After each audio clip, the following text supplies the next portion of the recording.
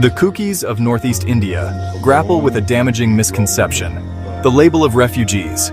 This term undermines their claim to ancestral lands, despite historical evidence. The Kuki people, with rich traditions and a deep connection to the land, have inhabited these regions for centuries. Their presence is not of recent migration, but of ancient roots. The refugee narrative ignores the historical reality of the Kookies as indigenous inhabitants. This essay dismantles the refugee label and asserts the Kookies' rightful place as indigenous people of Northeast India. By examining their interactions with neighboring communities and the impact of political movements, we understand the complexities of their story. The aim is to reveal the resilience and enduring connection of the Kookies to their ancestral lands. The historical relationship between the Kookies and Tangkuls, two distinct communities in northeast India, offers a compelling counter-narrative to the refugee label. This relationship, often portrayed through the lens of conflict, reveals a deeper complexity when examined through historical accounts. During the era of headhunting, a practice that was prevalent in the region, the Kookies often acted as protectors of the Tangkuls. Historical records and oral histories passed down through generations of both Kookies and Tangkuls recount instances where Kuki villages provided refuge to Tangkul communities facing threats.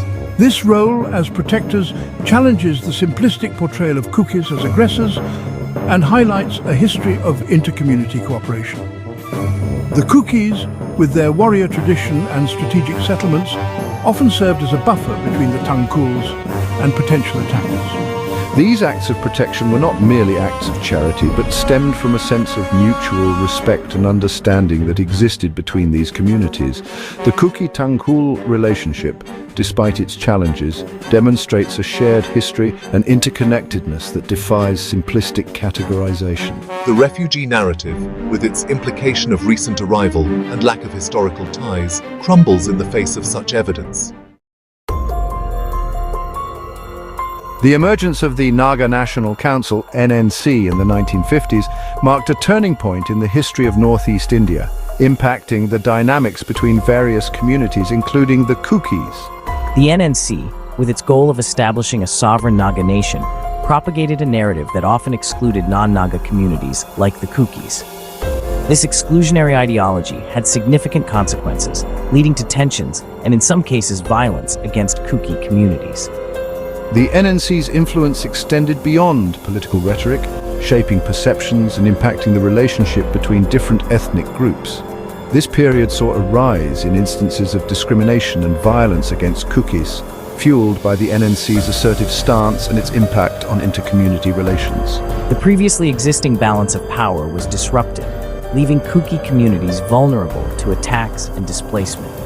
The emergence of the NNC and its impact on Kuki communities highlight the complexities of identity politics in Northeast India. The refugee label, often used to delegitimize Kuki claims, gained traction during this period, fueled by the shifting power dynamics and the exclusionary narratives propagated by groups like the NNC. The year 1966 witnessed a dark chapter in the history of the Kookies in Northeast India, as 46 of their villages were forcibly uprooted from their ancestral lands. This act of displacement, backed by the NNC, left a deep scar on the Kuki community. The destruction of these villages represented a significant loss of life, property, and cultural heritage. This mass displacement was a calculated strategy aimed at asserting dominance over land and resources. The Kookies, labeled as outsiders, were subjected to a systematic campaign of fear and violence. The uprooting of these villages stands as a stark reminder of the human cost of ethnic tensions and the vulnerability of minority communities in the face of organized aggression. The displacement of 46 Kuki villages marked a turning point in their history. This event continues to shape their identity and their struggle for recognition and justice. The persecution of the Kookies in Northeast India extended beyond the displacement of entire villages, targeting the very leaders who dared to speak out against the injustices they faced. Between 1966 and 1992, a period marked by escalating tensions and violence, a staggering 115 Kuki leaders were assassinated. These assassinations were not isolated incidents, but part of a systematic campaign to silence dissent and crush any resistance to the marginalization of the Kuki community. The targeting of Kuki leaders had a chilling effect on the community, creating an atmosphere of fear and silencing many who might have otherwise spoken out. These leaders, representing the hopes and aspirations of their people, were systematically eliminated, leaving the Kukis feeling vulnerable and voiceless. Their murders represent a tragic loss of leadership and a blow to the struggle for recognition and equality. The assassination of Kuki leaders serves as a stark reminder of the brutality and injustice faced by this community. Their deaths highlight the high cost of speaking truth to power and the lengths to which those in positions of authority were willing to go to maintain their grip on power. This exodus, driven by a desperate need for safety and survival, led to the establishment of Kuki communities in exile.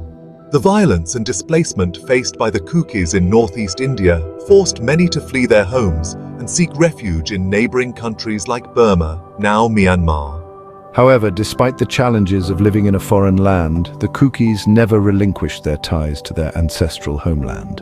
The desire to return to their roots remained strong, and with the changing political landscape in the region, many Kukis began to make their way back to northeast India.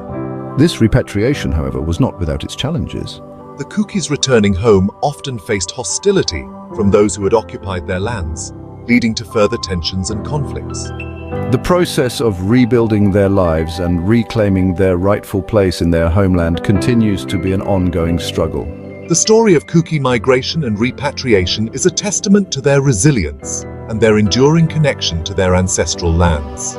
Despite facing persecution and displacement, they never gave up hope of returning home, highlighting the deep-rooted bond between a people and their land.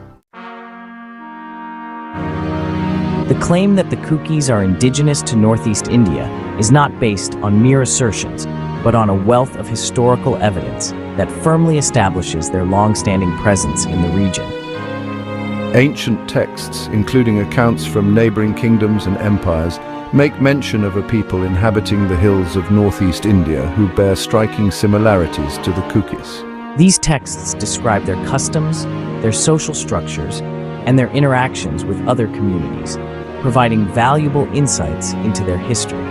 Furthermore, the Kukis themselves possess a rich oral tradition that has been passed down through generations, preserving their history and their deep connection to the land. These oral histories, often intertwined with songs, dances, and rituals, provide a unique and invaluable perspective on their past, corroborating the evidence found in written records.